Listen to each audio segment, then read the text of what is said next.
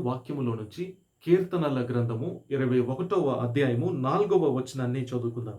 ఆయుసు నిమ్మని అతడు నిన్ను వరం అడుగగా నీవు దానిని అతనికి అనుగ్రహించి ఉన్నావు. అతడు ఒక వరము కావాలని అడుగుతున్నాడు. ఏమిటో వరం అంటే ఆయుష్ కలిగి ఉండాలని.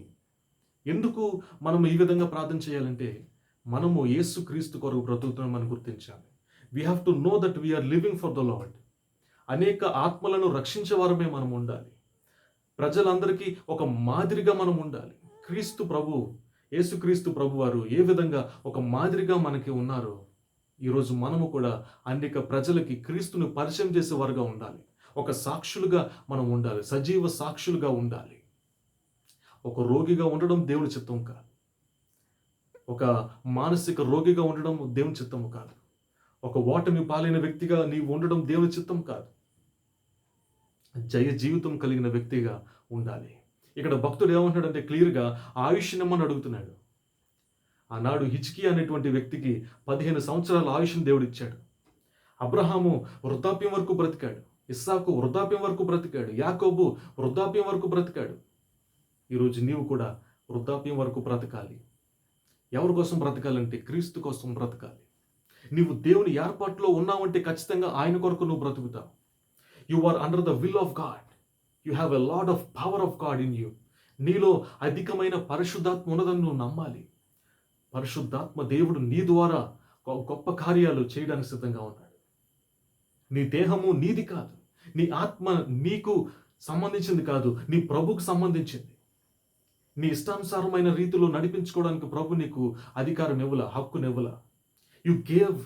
You got the spirit to serve the spirit.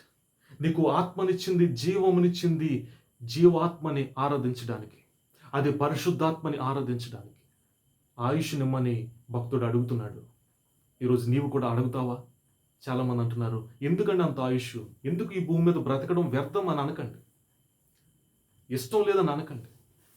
మీరు మీ ఇష్టాలను నెరవేర్చడానికి బ్రతకటంలా, మీ కోరికలను నెరవేర్చుకోవడానికి బ్రతకటంలా, యేసుక్రీస్తు కోరికలు నెరవేర్చడానికి, ఆత్మ కోరికలు నెరవేర్చడానికి, ఆత్మ సంబంధమైన వ్యక్తిగా నీవు ఉండడానికి, విశ్వాస కార్యాలు జరిగించడానికి. దేవుని బిడ్డలారా, ఎప్పుడైతే ఒక ప్రవక్త ఈ భూమి మీద పుడతాడో ఆ ప్రవక్త ద్వారా గొప్ప అద్భుతాలు జరుగుతాయి. ఎప్పుడైతే ఒక వ్యక్తి విశ్వాసిగా మార్చబడతాడో, ఒక వ్యక్తి ఎప్పుడైతే దీవించబడతాడో ఆ ప్రపంచం అంతా కూడా దీవించబడుతుంది. అబ్రహాం బట్టి దేవుడు ఈ యొక్క జగత్తునే దేవుడు ఆశీర్వదించాడు. నిన్ను బట్టి కూడా దేవుడు ఆ విధంగా నీ కుటుంబాన్ని దీవించాలని ప్రభు ఆశపడుతున్నాడు. నిన్ను బట్టి నీ శత్రువును కూడా దేవుడు దీవిస్తాడు. నీ శత్రువు మనసు మారుస్తాడు దేవుడు. నీవు దేవునికి కావాలి.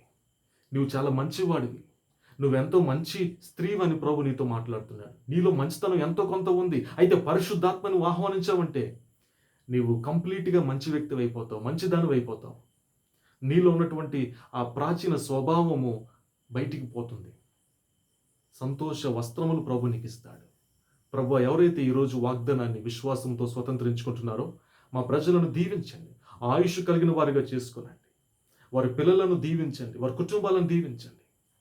ఆ మరణకరమైన రోగాల నుండి యేసు నామంలో స్వస్థత దయచేయమని ప్రార్థన చేస్తున్నాం. ప్రతి ఒక్కరిని దీవించమని యేసు నామంలో ప్రార్థిస్తున్నాం తండ్రి. ఆమేన్.